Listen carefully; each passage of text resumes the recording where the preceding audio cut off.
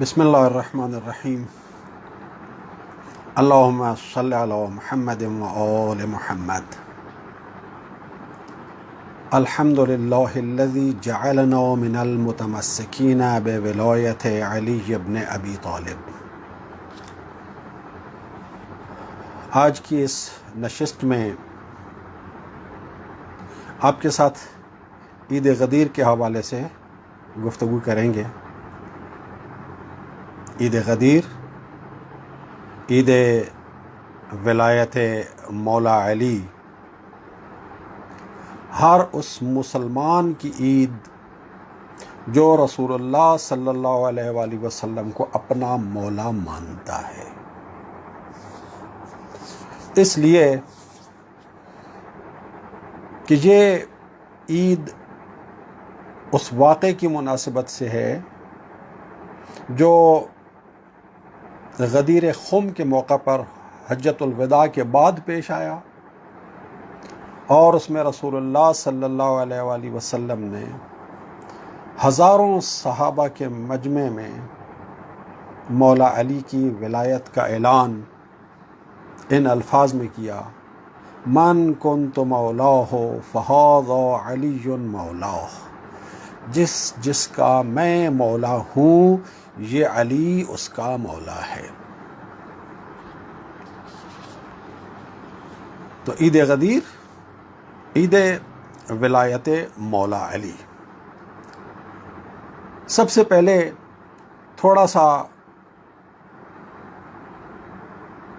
عید کے تصور کے حوالے سے دیکھ لیتے ہیں۔ اگلے دن ایک مومن ہمارے پاس آئے، بات ہو گئی عید غدیر کی، تو کہنے لگے جی ہم مومنین کے لیے کون سی عید باقی چھوڑی ہے امت نے کہ 21 رمضان کو مولا علی کی شہادت ہے، تو پھر 10 دن کے بعد کیسے ہم عید منا سکتے ہیں؟ 9 ذی الحج کو حضرت مسلم کی شہادت ہے، تو 10 ذی الحج کو ہم کیسے عید منا سکتے ہیں؟ اور اس کے بعد پھر 1 ہفتے کے بعد 8 دن کے بعد ہم عید غدیر کیسے منا سکتے ہیں؟ ہماری تو عیدیں رہی ہی کوئی نہیں۔ تو سب سے پہلے عید کا کنسیپٹ اور عید کا تصور واضح ہونا ضروری ہے۔ ہم نے عید کو ایک ظاہری جشن کے معنی دے دیے ہیں، ایک ظاہری خوشی کی ایک شکل دے دی ہے۔ جیسے کسی کے گھر میں کوئی شادی ہوتی ہے، کوئی منگنی ہوتی ہے، اس طرح کی کوئی خوشی کی تقریب ہوتی ہے، تو ہم لوگوں نے عید کو اس قسم کا ایک تصور بنا دیا ہے۔ حقیقت میں عید اس قسم کی خوشی کا نام نہیں ہے، حقیقت میں عید اس قسم کے جشن کا نام نہیں ہے۔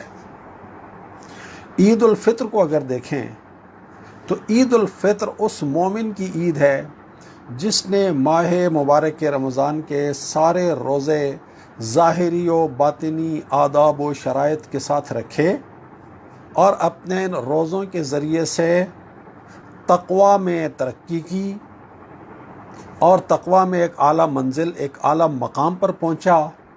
تو 1 مہینہ روزے رکھنے کے بعد اسے تقوی میں جو بلندی نصیب ہوئی، اس تقوی کے ذریعے سے اسے اللہ کا جو قرب نصیب ہوا، اس کی جو روحانی خوشی ہے، اس روحانی خوشی کا نام ہے عید الفطر۔ اسی طرح سے عید الاضحیٰ بنیادی طور پر حاجیوں کی عید ہے۔ حاجی حج کرتا ہے، مناسک حج کو انجام دیتا ہے، اور مناسک حج کو انجام دینے کے بعد 10 ذی الحج کو قربانی کرتا ہے، اللہ تعالیٰ کا ایک قرب حاصل کرتا ہے۔ ان تمام مناسک حج کے نتیجے میں قرب الہی کی منزلیں طے کرتا ہوا ایک روحانی مقام پر پہنچتا ہے، اسے ایک روحانی بلندی نصیب ہوتی ہے، اسے اللہ کا قرب نصیب ہوتا ہے۔ اس تقرب الہی کے حصول کی جو روحانی خوشی ہوتی ہے، جو باطنی خوشی ہوتی ہے، جو روحانی مسرت ہوتی ہے، اس کا نام ہے عید الاضحیٰ۔ اسی طرح سے آپ آ جائیں عید غدیر 18 ذی الحج۔ رسول اللہ صلی اللہ علیہ وآلہ وسلم نے جب مولا علی کی ولایت کا اعلان کیا، تو مولا علی کی ولایت عطا ہونے کی مولا علی کی ولایت جیسی عظیم نعمت عطا ہونے کی جو روحانی خوشی ہے، اس روحانی خوشی کا نام ہے عید غدیر۔ چاہے ظاہری طور پر آپ نے کسی بھی قسم کے کپڑے پہنے ہوئے ہوں، چاہے ظاہری طور پر آپ کسی بھی قسم کے کھانے کھا رہے ہوں، ظاہری طور پر آپ نے عید الفطر کے دن معمولی ترین لباس پہنا ہوا ہے، معمولی ترین کھانا کھا رہے ہیں، لیکن اگر ماہ مبارک رمضان کے سارے روزے ظاہری و باطنی آداب و شرائط کے ساتھ رکھے ہیں اور تقوی میں ایک ترقی حاصل کی ہے، تقوی میں ایک بلند مقام حاصل کیا ہے، تو اس کی جو روحانی خوشی ہے اس کا نام ہے عید الفطر۔ ہاں، اس کا اظہار پھر اس چیز سے ہے کہ آپ عید کے دن کپڑے نئے پہن لیں، نئے نہیں ہیں تو جو پہلے سے موجود کپڑے ہیں ان میں سے بہتر لباس کا انتخاب کر لیں، اسی طرح سے کھانے میں، ان ساری چیزوں میں۔ تو یہ اس باطنی خوشی کا، اس روحانی خوشی کا ایک ظاہری طور پر مادی اظہار ہے، نئے کپڑوں کے ذریعے سے، اچھے کھانوں کے ذریعے سے۔ یہ حقیقت میں عید یہ ظاہری خوشی اور ظاہری جشن نہیں ہے، حقیقت میں یہ جو عیدیں ہیں یہ ساری کی ساری روحانی ہیں۔ تو عید غدیر بھی مولا علی کی ولایت جیسی عظیم نعمت عطا ہونے کی روحانی خوشی کا نام ہے، اور عید غدیر، عید ولایت مولا علی، عید بعثت رسول صلی اللہ علیہ وآلہ وسلم سے کم درجے کی نعمت اور کم درجے کی عید نہیں ہے۔ رسول اللہ صلی اللہ علیہ وآلہ وسلم کی نبوت کی تکمیل ہوتی ہے ولایت امیر المومنین علیہ الصلوۃ والسلام سے۔ ولایت امیر المومنین علیہ الصلوۃ والسلام نہ ہو تو رسول اللہ صلی اللہ علیہ وآلہ وسلم کا جو بطور رسول، بطور نبی جو مشن تھا، وہ مشن ادھورا رہ جاتا ہے۔ تو ولایت علی کی اس حوالے سے اہمیت ہے کہ یہ رسول اللہ صلی اللہ علیہ وآلہ وسلم کی رسالت اور دین کی تکمیل ہے مولا علی کی ولایت کے ذریعے سے۔ من کنت مولا ہو فہذا علی مولا پر تفصیلی گفتگو چند منٹ کے لیے مؤخر کرتے ہیں۔ پہلے ہم دیکھتے ہیں ولایت کیا ہے، اور پھر دیکھیں گے رسول اللہ صلی اللہ علیہ وآلہ وسلم کی ولایت کیا ہے۔ اس کے بعد ہمیں صحیح طرح سے سمجھ آئے گا کہ مولا علی کی ولایت کیا ہے۔ جب تک ولایت کا مفہوم سمجھ میں نہیں آئے گا اور جب تک رسول اللہ صلی اللہ علیہ وآلہ وسلم کی ولایت نہیں سمجھیں گے، ولایت امیر المومنین سمجھ میں نہیں آئے گی، ولایت غدیر ہمیں سمجھ میں نہیں آئے گی۔ ولایت سورہ بقرہ کی آیت نمبر 257 اللہ سبحانہ و تعالی ولایت کا ذکر کرتے ہوئے فرماتا ہے، اللہ ولی الذین آمنوا یخرجہم من الظلمات الی النور۔ اللہ مؤمنوں کا ولی ہے، اور بطور ولی کے کیا کرتا ہے؟ یخرجہم من الظلمات الی النور، انہیں تاریکیوں سے نکال کر نور میں لے آتا ہے۔ والذین کفروا اولیاؤہم الطاغوت، اور جو لوگ کافر ہیں ان کے اولیاء طاغوت ہیں۔ ان کی ولایت کا فنکشن کیا ہے؟ یخرجونہم من النور الی الظلمات، وہ روشنی سے نکال کر تاریکی میں لے جاتے ہیں۔ تو دو قسم کی ولایتیں ہوں گی، ولایت الہیہ اور ولایت طاغوت۔ ولایت الہیہ مومن کو تاریکی سے نکال کر نور میں لے کے آتی ہے، یہ اللہ کی ولایت کا عمل اور اللہ کی ولایت کا فنکشن ہے۔ یہی فنکشن ہے رسول اللہ صلی اللہ علیہ وآلہ وسلم کی ولایت کا۔ سورہ ابراہیم کی پہلی آیت، کتاب انزلناہ الیک، اے رسول ہم نے آپ کی طرف یہ کتاب نازل کی ہے، لتخرج الناس من الظلمات الی النور، تاکہ آپ اس کتاب کے ذریعے سے لوگوں کو تاریکی سے نکال کر نور میں لے آئیں۔ لتخرج الناس من الظلمات الی النور، تاکہ آپ لوگوں کو تاریکی سے نکال کر نور میں لے آئیں۔ وہ تاریکی میں ڈوبا ہوا عرب معاشرہ رسول اللہ صلی اللہ علیہ وآلہ وسلم کو اس معاشرے کا سرپرست بنا کے بھیجا گیا کہ آپ اس تاریکی میں ڈوبے ہوئے عرب معاشرے کو تاریکیوں سے نکال کر نور میں لے آئے۔ وہی جو اللہ کی ولایت تھی، یخرجہم من الظلمات الی النور، وہی رسول اللہ صلی اللہ علیہ وآلہ وسلم کی ولایت کا فنکشن ہے، لتخرج الناس من الظلمات الی النور، آپ لوگوں کو تاریکیوں سے نکال کر نور میں لے آئیں۔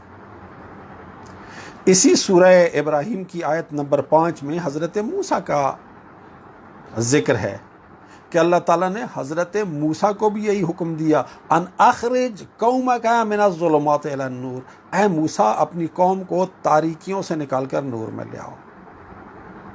تو اللہ کی ولایت تاریکیوں سے نکال کے نور میں لے کے آنا، رسول کی ولایت تاریکیوں سے نکال کے نور میں لے آنا، حضرت موسیٰ کی ولایت تاریکیوں سے نکال کر نور میں لے آنا۔ تمام انبیاء کی ولایت یہی تھی کہ وہ لوگوں کو تاریکی سے نکال کر نور میں لے کے آئیں۔ تو ولایت کا بنیادی فنکشن یہی ہے، ولایت الہیہ کا بنیادی فنکشن یہی ہے کہ تاریکی سے نکال کر اللہ کے بندوں کو نور میں لے کے آنا۔ یہ ہو گیا روحانی لحاظ سے اور ایمانی لحاظ سے ولایت کا فنکشن، رسول اللہ صلی اللہ علیہ وآلہ وسلم کی ولایت کا فنکشن، اللہ کی ولایت کا فنکشن، سب انبیاء کی ولایت کا فنکشن۔ اس کے بعد بطور ولی کے رسول اللہ صلی اللہ علیہ وآلہ وسلم کو اللہ تعالیٰ نے اس معاشرے پر ایک اتھارٹی بھی دی ہے، ایک حاکمیت بھی دی ہے۔ اس کا ذکر اللہ تعالیٰ نے سورہ احزاب کی آیت نمبر 6 میں اس طرح سے فرمایا ہے، النبی اولا بالمؤمنین من انفسہم، وہ مؤمنین جن کو رسول تاریکیوں سے نکال کر نور میں لے کے آتا ہے، اس مومن معاشرے اور ان مومنین پر رسول اللہ صلی اللہ علیہ وآلہ وسلم کی ولایت یہ ہے کہ جو اختیار ان مومنین کو اپنے آپ پر حاصل ہے، رسول کو مومن پر اس سے بھی زیادہ اختیار حاصل ہے۔ انسانوں کی 2 قسمیں ہیں، غلام انسان اور آزاد انسان۔ غلام انسان کو اپنے آپ پر کوئی اختیار نہیں ہوتا، اس نے کیا پہننا ہے، کیا کھانا پینا ہے، کہاں رہنا ہے، کس وقت سونا ہے، کس وقت جاگنا ہے، کیا کرنا ہے، کیا نہیں کرنا، ان تمام معاملات میں ایک غلام کی کوئی مرضی نہیں چلتی تھی، سب اس کے آقا کی مرضی چلتی تھی۔ جو اس کا آقا اسے پہنا دیتا تھا وہ پہن لیتا تھا، جو اس کا آقا اسے کھلاتا تھا وہ کھا لیتا تھا، جس وقت تک اس کا آقا اس سے محنت مزدوری کام لیتا تھا وہ کرتا تھا، جب اس کا آقا اسے سونے کی اجازت دیتا تھا وہ جا کے سو لیتا تھا، جتنی دیر کے لیے سونے کی اجازت دیتا تھا اتنی دیر کے لیے سوتا تھا، اس کے آرام کے لیے، اس کے رہنے کے لیے جس قسم کی جگہ اس نے مالک نے فراہم کی ہوئی ہوتی تھی وہ اسی میں رہنے پہ مجبور تھا۔ اس کا اپنی زندگی کے اوپر، اپنی جان کے اوپر، اپنے سیلف کے اوپر کوئی اختیار نہیں ہوتا تھا۔ لیکن ایک آزاد انسان کو اختیار ہوتا ہے، وہ کیا پہنے، کیا کھائے پیے، اپنے وسائل کے اندر رہتے ہوئے کس قسم کی رہائش اختیار کرے، اس رہائش گاہ کے اندر کیا کیا ضرورت کی چیزیں رکھے، ہر چیز اس اپنے اختیار سے۔ تو ایک آزاد انسان کو اپنے اوپر جو اختیار ہوتا ہے وہ باقی سب کے اختیارات سے زیادہ ہوتا ہے۔ آپ کو، مجھے، ہمارے اوپر کسی کا اتنا اختیار نہیں ہے جتنا خود ہمارا اپنا اپنے اوپر اختیار ہے۔ ہم سب اس کو ایکسپیرینس کر سکتے ہیں، جانتے ہیں کہ ہمیں اپنے اوپر کتنا اختیار حاصل ہے۔ تو ایک آزاد انسان کو، ایک مومن کو جو اختیار اپنے اوپر حاصل ہے، اللہ فرما رہا ہے کہ رسول کو اس سے بڑھ کر مومن کے اوپر، مومن کی جان پر اختیار حاصل ہے۔ النبی اولا بالمؤمنین من انفسہم، نبی کو مومنین کی جانوں پر وہ اختیار حاصل ہے کہ جو اختیار انہیں خود اپنی جان پر حاصل نہیں ہے۔ جو اختیار ایک مومن کو، ایک آزاد انسان کو بحیثیت آزاد انسان کے اپنی جان پر حاصل ہے، رسول کو جو اختیار حاصل ہے وہ اس اختیار سے بھی زیادہ اختیار ہے۔ آگے چل کے اسی سورہ احزاب کی آیت نمبر 36 میں اللہ تعالیٰ نے اس کو تھوڑا سا مزید واضح الفاظ میں بیان فرما دیا ہے. ما کان لمؤمن ولا مؤمنہ، کسی مومن مرد اور مومن عورت کے لیے اس بات کی گنجائش ہی نہیں ہے.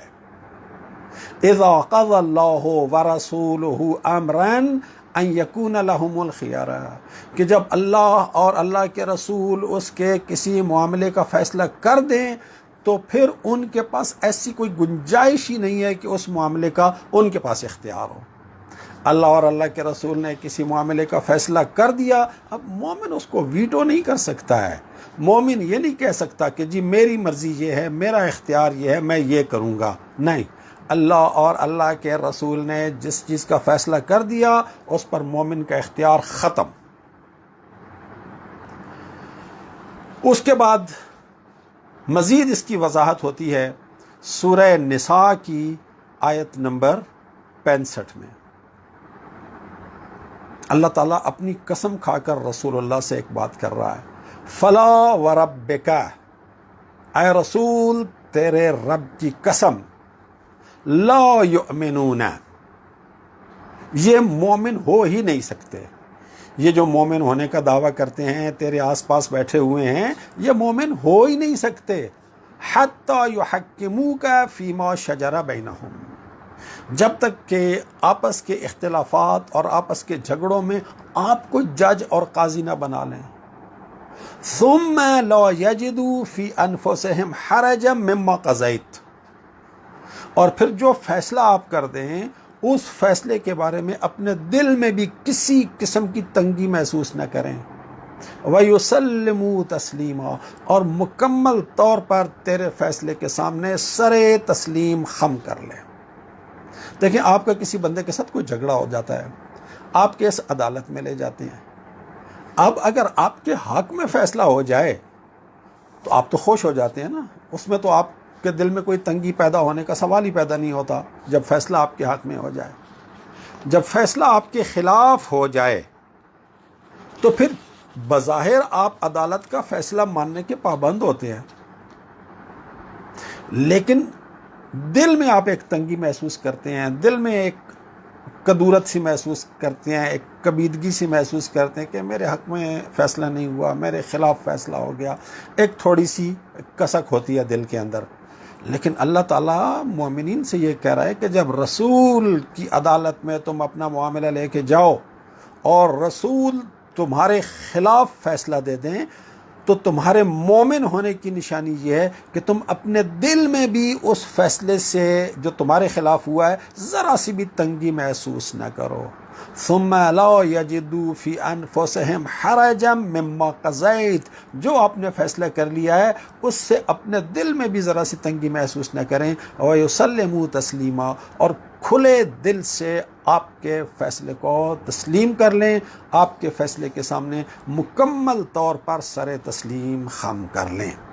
یہ ہے رسول اللہ صلی اللہ علیہ وآلہ وسلم کی ولایت، یہ ہے بحیثیت ولی رسول اللہ صلی اللہ علیہ وآلہ وسلم کا مسلم معاشرے کے اوپر اور مسلمان افراد کے اوپر اختیار، کہ خود مومن کو جو اختیار اپنے اوپر حاصل ہے رسول کو اس سے بڑھ کر اختیار حاصل ہے.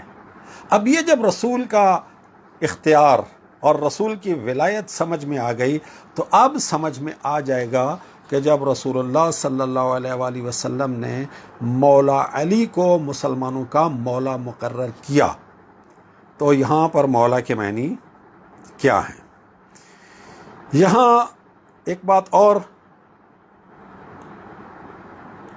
واضح ہونا ضروری ہے کہ رسول اللہ صلی اللہ علیہ وآلہ وسلم نے مولا علی کی ولایت کا اعلان صرف غدیر کے موقع پہ نہیں کیا.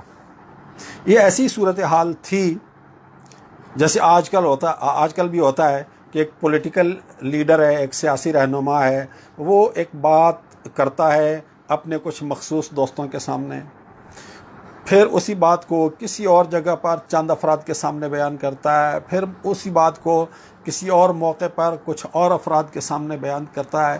فائنلی اس بات کو وہ ایک بڑے جلسے میں پوری قوم کے سامنے، پوری پبلک کے سامنے شیئر کر دیتا ہے، پوری قوم کے سامنے بیان کر دیتا ہے۔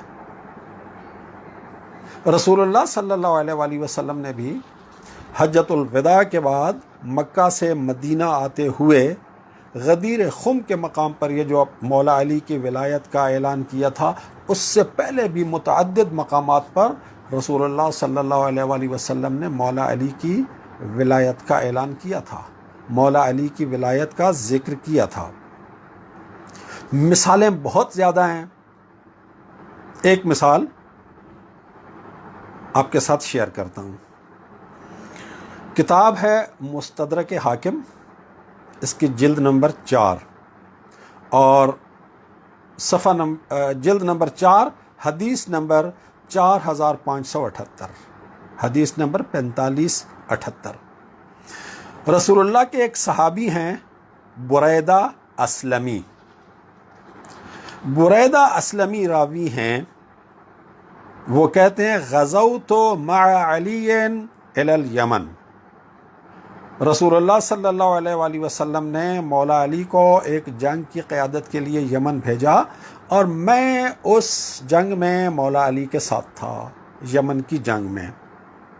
فرأیت منہ جفوۃً، تو میں نے مولا علی کی طرف سے کچھ جفا محسوس کی۔ جفا، بے انصافی، بے رخی۔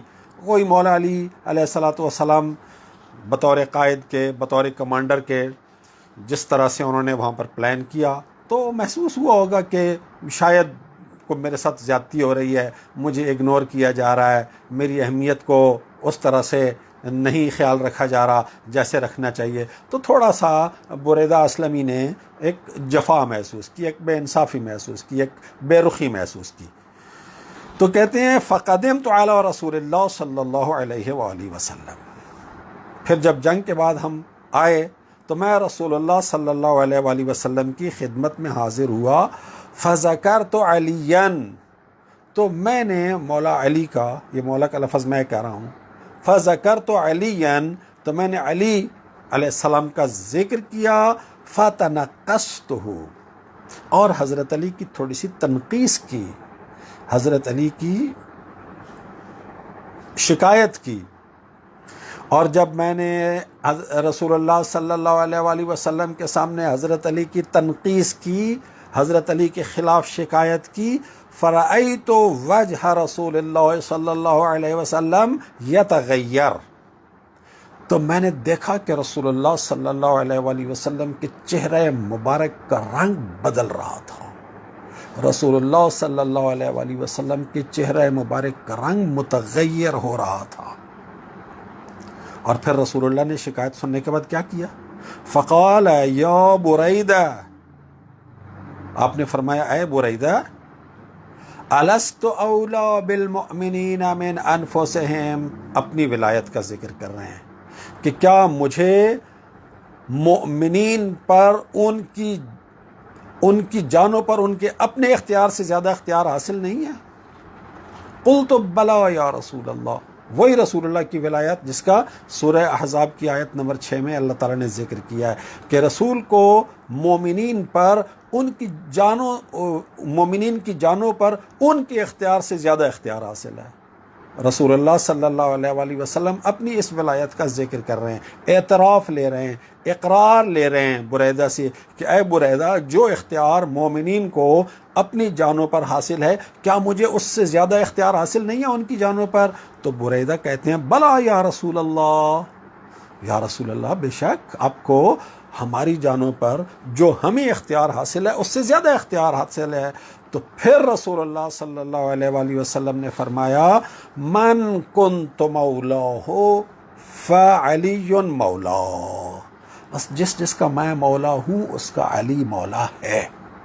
تو رسول اللہ صلی اللہ علیہ وآلہ وسلم نے مولا علی کے مولا ہونے کا ذکر کرنے سے پہلے اپنی ولایت کا اقرار لیا، اور مولا علی کی ولایت کا بعد میں ذکر کیا۔ تو گویا رسول اللہ صلی اللہ علیہ وآلہ وسلم یہی فرما رہے ہیں کہ علی کو بھی تم پر وہی اختیار حاصل ہے جو مجھے تمہارے اوپر حاصل ہے۔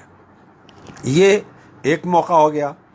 اسی طرح سے ایک اور موقع پر رسول اللہ صلی اللہ علیہ وآلہ وسلم نے ذکر کیا اپنی ولایت کا، اور اپنی ولایت کا ذکر کرنے کے بعد یہ پھر مستدرک علی الصحیحین، جسے مستدرک حاکم کہتے ہیں، اسی کی چوتھی جلد میں حدیث نمبر 4577 کہ رسول اللہ صلی اللہ علیہ وآلہ وسلم مکہ اور مدینہ کے درمیان ایک مقام پر ٹھہرے، اور رسول اللہ صلی اللہ علیہ وآلہ وسلم پھر آپ نے حکم دیا لوگوں کو وہاں درختوں کے نیچے کچھ جگہ کو صاف کرنے کا۔ اس کے بعد رسول اللہ صلی اللہ علیہ وآلہ وسلم تشریف لائے، اور عشیتاً، رات کے وقت، اس کا اردو میں ترجمہ انہوں نے کیا ہے عشاء کے وقت، فصلی، اور رسول اللہ صلی اللہ علیہ وآلہ وسلم نے عشاء کی نماز پڑھنے کے بعد لوگوں سے خطاب کیا، ثم قام خطیباً، پھر آپ کھڑے ہوئے اور آپ نے ایک خطبہ بیان فرمایا، فحمد اللہ واثنى علیہ، آپ نے اللہ تعالیٰ کی حمد و ثنا بیان کی، وذکر ووعظ، لوگوں کو اللہ تعالیٰ کی یاد دلائی اور لوگوں کو نصیحت کی، فقال ما شاء اللہ، اور جو کچھ اللہ نے چاہا رسول اللہ صلی اللہ علیہ وآلہ وسلم نے بیان فرمایا، یہاں تک کہ آپ اس مقام پر پہنچے کہ آپ نے فرمایا ایھا الناس انی تارکن فیکم امرین، اے لوگو میں تمہارے درمیان دو چیزیں چھوڑ کر جا رہا ہوں۔ حدیث ثقلین بھی رسول اللہ صلی اللہ علیہ وآلہ وسلم نے مختلف مقامات پر مختلف الفاظ میں بیان کی، یہاں فرما رہے ہیں انی تارکن فیکم امرین، میں تمہارے درمیان دو چیزیں چھوڑ کے جا رہا ہوں، لن تضلوا ان اتبعتموہما، اگر تم ان دونوں کی اتباع کرو گے تو کبھی بھی گمراہ نہیں ہوگے۔ اتباع کی بات ہو رہی ہے، جب تک ان دونوں کی اتباع کرتے رہو گے کبھی گمراہ نہیں ہوگے۔ وہما کتاب اللہ و اہل بیتی عترتی، اور وہ دو چیزیں کیا ہیں؟ اللہ کی کتاب ہے، میری اہل بیت ہے، میری عترت ہے۔ اور پھر رسول اللہ صلی اللہ علیہ وآلہ وسلم نے فرمایا، ثم قال، پھر رسول اللہ صلی اللہ علیہ وآلہ وسلم نے فرمایا، اتعلمون، کیا تم جانتے ہو، انی اولا بالمؤمنین من انفسہم، کہ مجھے مومنین پر ان کی جانوں سے زیادہ اختیار حاصل ہے، مومنین کو اپنی جانوں پر جو اختیار حاصل ہے مجھے اس سے زیادہ اختیار ان کی جانوں پر حاصل ہے۔ کیا تمہیں اس چیز کا پتہ ہے؟ 3 مرات، 3 مرتبہ رسول اللہ صلی اللہ علیہ وآلہ وسلم نے فرمایا، اتعلمون انی اولا بالمؤمنین من انفسہم، اتعلمون انی اولا بالمؤمنین من انفسہم، اتعلمون انی اولا بالمؤمنین من انفسہم، کیا تم جانتے ہو کہ جو اختیار مومنین کو اپنی جانوں پر حاصل ہے مجھے ان پر اس سے زیادہ اختیار حاصل ہے۔ 3 دفعہ رسول اللہ صلی اللہ علیہ وآلہ وسلم نے یہ جملہ ارشاد فرمایا۔ قالوا نعم، تو صحابہ نے کہا ہاں یا رسول اللہ، نعم۔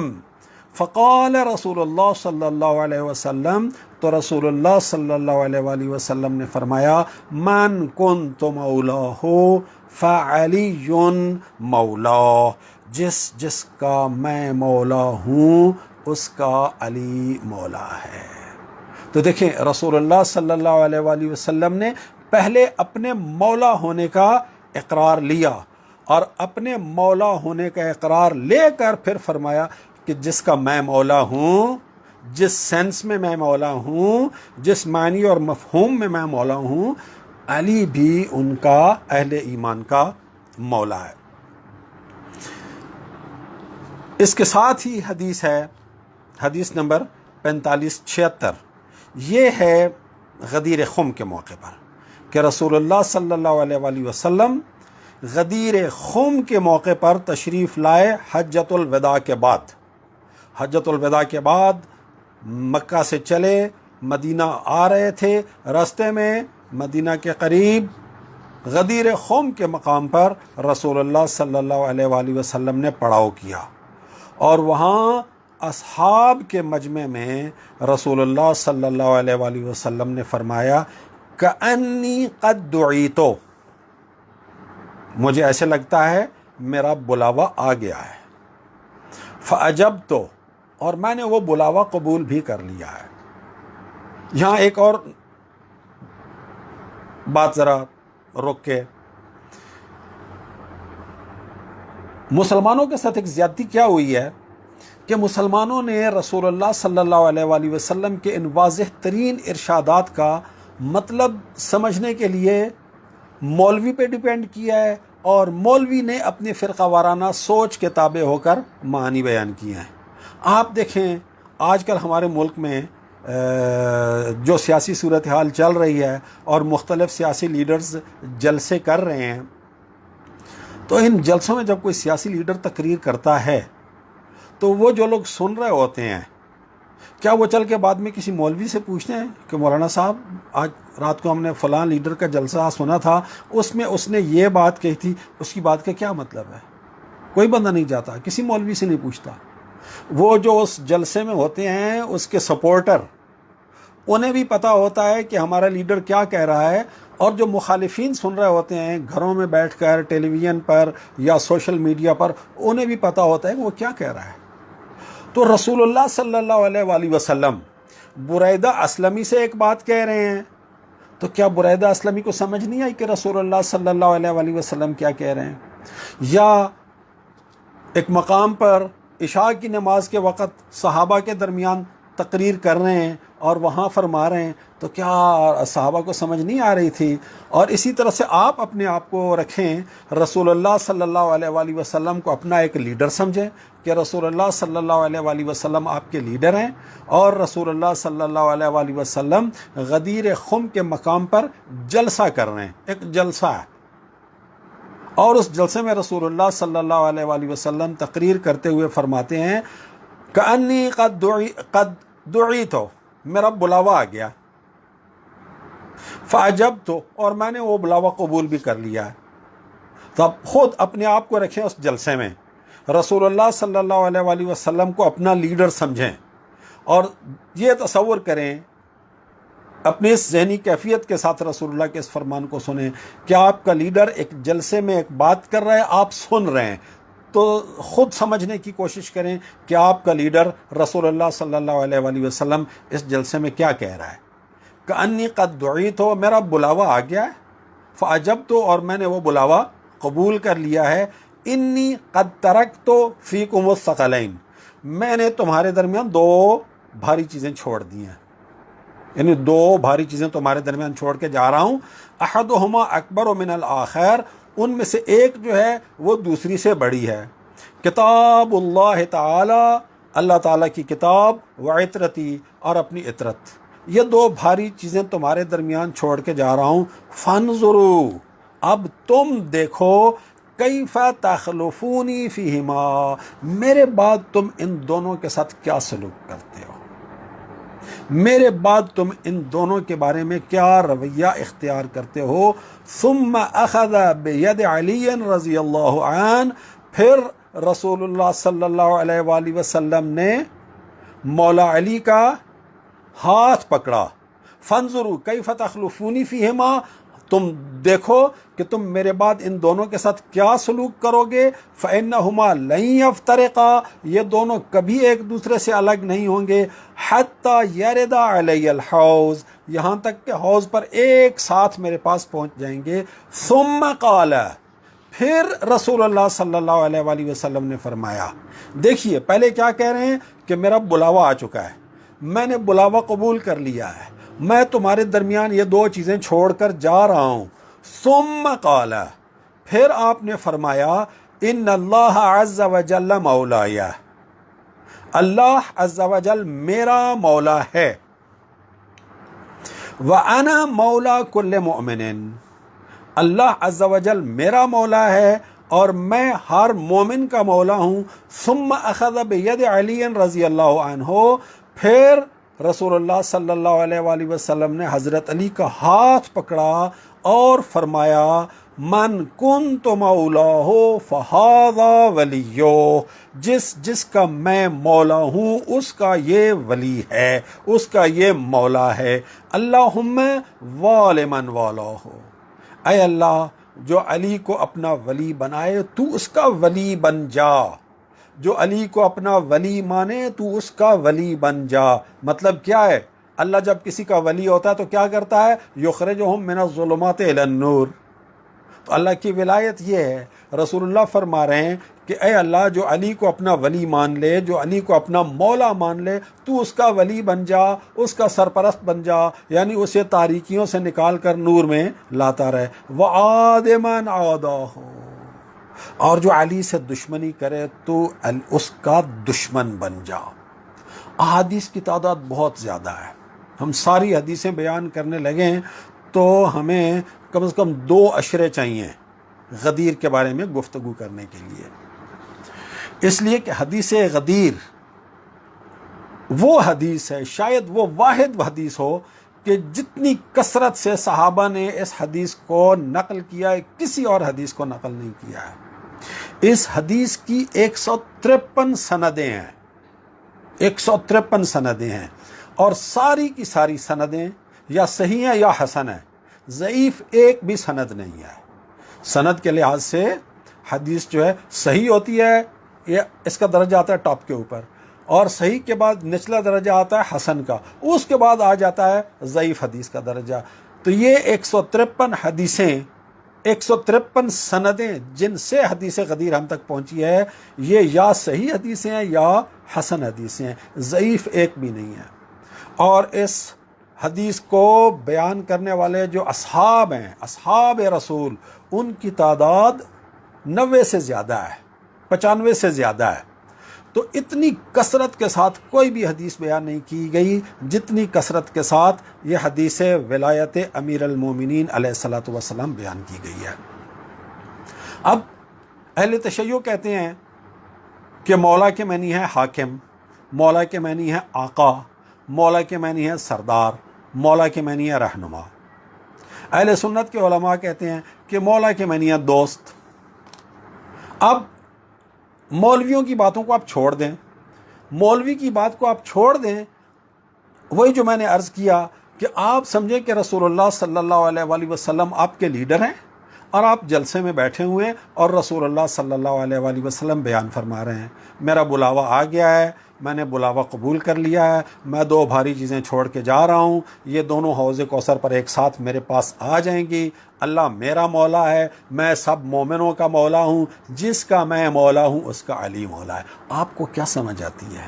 کیا یہاں رسول اللہ صلی اللہ علیہ وآلہ وسلم دوست ہونے کی بات کر رہے ہیں؟ اپنے بعد کی بات کر رہے ہیں نا، اپنے بعد کی بات کر رہے ہیں. امپورٹنٹ ہے یہ نقطہ، اس کو سمجھیں کہ رسول اللہ فرما رہے ہیں میرا بلاوا آ گیا، میں نے قبول کر لیا، میں جا رہا ہوں. تو اب جب میں جا رہا ہوں تو میں تمہارے درمیان کیا چھوڑ کے جا رہا ہوں؟ اللہ کی کتاب چھوڑ کے جا رہا ہوں، اپنے اہل بیت کو چھوڑ کے جا رہا ہوں. اور ظاہر سی بات ہے اہل بیت رسول میں سب سے بڑی شخصیت مولا علی کی تھی. تو فرما رہے ہیں جس کا میں مولا ہوں اس کا علی مولا ہے. اللہ میرا مولا ہے، میں مومنوں کا مولا ہوں، اور جس کا میں مولا ہوں اس کا علی مولا ہے. اس سے زیادہ واضح الفاظ میں کیسے سمجھایا جا سکتا ہے کسی کو مولا علی کی ولایت کو، اور مولا علی کے مولا ہونے کے معنی کو کس طرح سے اس سے زیادہ واضح الفاظ میں سمجھایا جا سکتا ہے. لیکن بدقسمتی دیکھیں مسلمانوں کی کہ رسول اللہ صلی اللہ علیہ وآلہ وسلم نے جتنی کثرت سے مولا علی کی ولایت کا ذکر کیا، مسلمانوں نے چاہیے تو یہ تھا کہ مسلمان مولا علی سے ایک سیکنڈ کے لیے بھی الگ نہ ہوتے. اور ایک اور بات بھی سن لیجئے کہ یہ جو مولا کے معنی میں اختلاف ہے اہل تشیع اور اہل سنت کا، مولا کے معنی میں کہ مولا سے مراد دوست ہے یا مولا سے مراد حاکم، رہنما، آقا اور سردار ہے، 1 منٹ کے لیے دوست والا مطلب بھی لے لیں، چاہے دوست والا مطلب لے لیں، چاہے حاکم، رہنما اور سردار والا مطلب لے لیں، تو مولا علی سے دشمنی کی تو گنجائش بنتی ہی نہیں ہے نا۔ اب اگر کسی شخص نے مولا علی سے دشمنی کی، مولا علی کے خلاف جنگیں کی، مولا علی کے خلاف ممبروں سے سب و شتم کا سلسلہ شروع کیا، تو کیا کہیں گے کہ اس نے رسول اللہ صلی اللہ علیہ وآلہ وسلم کے اس واضح اور صریح فرمان کی اطاعت کی یا مخالفت کی؟ کیا کہیں گے اسے؟ تو رسول اللہ صلی اللہ علیہ وآلہ وسلم جو کچھ کہہ کے گئے تھے، بدقسمتی سے مسلمانوں نے اس کے برعکس عمل کیا، اور خود مولا علی علیہ الصلوۃ والسلام نے اس کا ذکر بھی کیا ہے۔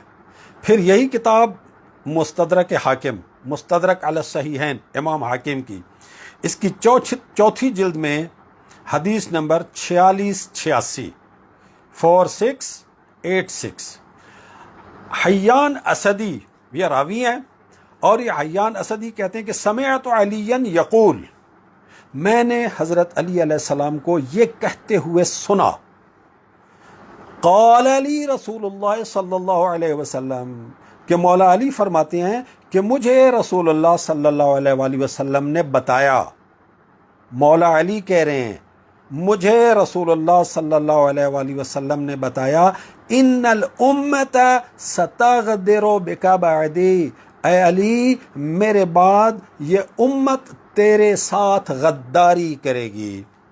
غداری کا لفظ استعمال ہو رہا ہے، ستغدر بک بعدی وانت تعیش علی ملتی، جبکہ تم میرے دین کے اوپر زندگی گزار رہے ہوگے، وتقتل علی سنتی، اور اے علی تجھے قتل کر دیا جائے گا جبکہ تم میری سنت کے مطابق عمل کر رہے ہوگے، میری سنت کے اوپر چل رہے ہوگے۔ فمن احبک احبنی، جس نے مجھ سے محبت کی وہ، فمن احبک احبنی، جس نے تجھ سے محبت کی اس نے مجھ سے محبت کی، ومن ابغضک ابغضنی، اور جس نے تجھ سے بغض رکھا اس نے مجھ سے بغض رکھا۔ یعنی رسول اللہ صلی اللہ علیہ وآلہ وسلم ایک طرف سے تمام مسلمانوں کو یہ بتا کے جا رہے ہیں کہ میرے بعد علی تمہارے مولا ہیں، اور رسول اللہ صلی اللہ علیہ وآلہ وسلم مولا علی کو یہ بتا کے جا رہے ہیں کہ یہ جن کے سامنے میں نے تیرے مولا ہونے کا اعلان کیا ہے، یہ میرے بعد تیرے ساتھ غداری کریں گے۔ تو اندازہ کریں کہ رسول اللہ صلی اللہ علیہ وآلہ وسلم نے جو فرمایا، جو حکم دیا مسلمانوں کو مولا علی کے بارے میں، مسلمانوں نے رسول اللہ صلی اللہ علیہ وآلہ وسلم کے اس حکم کی کتنی نافرمانی کی۔ اور آج بھی دیکھیں کہ جن لوگوں نے رسول اللہ صلی اللہ علیہ وآلہ وسلم کے حکم کی نافرمانی کرتے ہوئے مولا علی سے دشمنی کی، آج بھی مسلمان ان کی وکالت کر رہے ہیں، اور یہ ثابت کرنے کی کوشش کر رہے ہیں کہ ان سے اجتہادی غلطی ہو گئی تھی۔ بھائی اجتہادی غلطی کیا ہوتی ہے؟ اجتہادی غلطی یہ ہوتی ہے کہ حدیث کے الفاظ کو سمجھنے میں بندے سے غلطی ہو جائے۔ ایک حدیث ہے، اس کے اندر ایک ایسا لفظ استعمال ہو گیا جس کے معنی میں کنفیوژن ہے، ایک عالم نے کچھ سمجھ لیا، دوسرے عالم نے کچھ سمجھ لیا، وہ ایک سے غلطی ہو گئی، ہو سکتا ہے دونوں سے غلطی ہو جائے۔ سمجھنے میں نیک نیت ہیں، سمجھنے میں نیک نیت ہیں، لیکن سمجھنے میں غلطی ہو گئی، اسے ہم کہیں گے اجتہادی غلطی۔ لیکن یہ جب رسول اللہ صلی اللہ علیہ وآلہ وسلم واضح ترین الفاظ میں فرما رہے ہیں کہ جس کا میں مولا ہوں اس کا علی مولا ہے، اب مولا کے معنی آپ حاکم کے لیں، مولا کے معنی رہنما کے لیں، مولا کے معنی سردار کے لیں، مولا کے معنی آقا کے لیں، مولا کے معنی دوست کے لیں، دشمنی کرنے کا تو کہیں سے کوئی امکان اور کوئی گنجائش نہیں نکلتی۔ تو اب رسول اللہ صلی اللہ علیہ وآلہ وسلم کے اتنے واضح فرمان کے باوجود کوئی شخص مولا علی سے دشمنی کرے تو کیسے کہا جا سکتا ہے کہ یہ اجتہادی غلطی ہے، جب کہ رسول اللہ یہ بھی کہہ کے جا رہے ہوں، بار بار کہہ کے جا رہے ہوں کہ اے علی، جس نے تجھ سے محبت کی اس نے مجھ سے محبت کی، جس نے تجھ سے بغض رکھا اس نے مجھ سے بغض رکھا، اور بہت ساری ایسی احادیث ہیں جن میں یہ بھی فرمایا کہ اے علی، جس نے تجھ سے جنگ کی اس نے مجھ سے جنگ کی۔ تو رسول اللہ صلی اللہ علیہ وآلہ وسلم کی واضح ترین ہدایات کے باوجود رسول اللہ کے ان ہدایات سے منہ موڑا گیا۔ رسول اللہ صلی اللہ علیہ وآلہ وسلم کی وفات کے بعد مولا علی کے ساتھ غداری کی گئی۔ رسول اللہ نے فرمایا تھا کہ میں تمہارے درمیان اللہ کی کتاب اور اپنی اہل بیت کو چھوڑ کے جا رہا ہوں، دیکھنا ان دونوں کے ساتھ کیا سلوک کرو گے۔ تو اہل بیت کے ساتھ جو سلوک مسلمانوں نے کیا وہ سب کے سامنے ہے، اور اس کی نمایاں ترین مثال جو ہے واقعہ کربلا ہے۔ اور یہ واقعہ کربلا ظاہر سی بات ہے کہ اوور نائٹ تو پیش نہیں آ گیا، یہ رسول اللہ صلی اللہ علیہ وآلہ وسلم کی وفات کے بعد جو مولا علی سے غداری کی گئی، یعنی اہل بیت سے غداری کی گئی، اسی غداری کا یہ ارتقا تھا جو واقعہ کربلا کی شکل میں ہمارے سامنے آتا ہے۔ اللہ تعالیٰ سے دعا کرنی چاہیے کہ ہمیں رسول اللہ صلی اللہ علیہ وآلہ وسلم کے اس فرمان کو دل و جان سے قبول کرنے کی توفیق عطا فرمائے، اس لیے کہ رسول اللہ کے بارے میں اللہ تعالیٰ نے کہہ دیا سورہ نساء کی آیت نمبر 65 میں کہ اے رسول، جب تک یہ تیرے فیصلے کو دل سے تسلیم نہیں کرتے اس وقت تک یہ مومن ہی نہیں ہے۔ تو اگر رسول اللہ صلی اللہ علیہ وآلہ وسلم فیصلہ کر گئے ہیں کہ میں جا رہا ہوں، اپنے اہل بیت اور قرآن کو چھوڑ کے جا رہا ہوں، علی کو تمہارا مولا بنا کے جا رہا ہوں، اور پھر کسی نے علی کو اپنا مولا نہیں مانا، تو پھر سمجھ لے کہ وہ مومن نہیں ہے۔ اس لیے کہ سورہ نساء کی آیت نمبر 65 میں اللہ تعالیٰ اپنی قسم کھا کے کہہ رہا ہے کہ اے رسول، تیرے رب کی قسم، جو تیرے فیصلے کے خلاف اپنے دل میں تنگی محسوس کرتا ہے اور تیرے فیصلے کے سامنے سر تسلیم خم نہیں کرتا، وہ مومن نہیں ہے۔ تو مسلمانوں کے ساتھ آج پوری دنیا میں جو کچھ ہو رہا ہے، اور خاص طر پاکستان میں ہمارے ساتھ جو ہو رہا ہے، وہ بنیادی طور پر رسول اللہ صلی اللہ علیہ وآلہ وسلم کی انہی نصیحتوں اور انہی ارشادات سے روگردانی کا نتیجہ ہے۔ اللہ تعالیٰ سے دعا ہے کہ ہم سب کو رسول اللہ کو اپنا مولا تسلیم کرنے کی توفیق عطا فرمائے، اور رسول اللہ کے فرمان کے مطابق مولا علی کو اپنا مولا دل و جان سے تسلیم کرنے کی توفیق عطا فرمائے، اور یہ ولایت علی کا نور جو تسلسل ہے ولایت رسول کے نور کا، اللہ تعالیٰ اس نور کو اس دنیا میں ہماری زندگی کا رہنما قرار دے، اور آخرت میں بھی اس نور کو ہمارے ساتھ رکھے۔ اس دعا کے ساتھ اور اس مبارک بات کے ساتھ کہ جو شخص رسول اللہ صلی اللہ علیہ وآلہ وسلم کو اپنا مولا مانتا ہے، اسے عید ولایت مولا علی مبارک ہو۔ والسلام علیکم ورحمۃ اللہ وبرکاتہ۔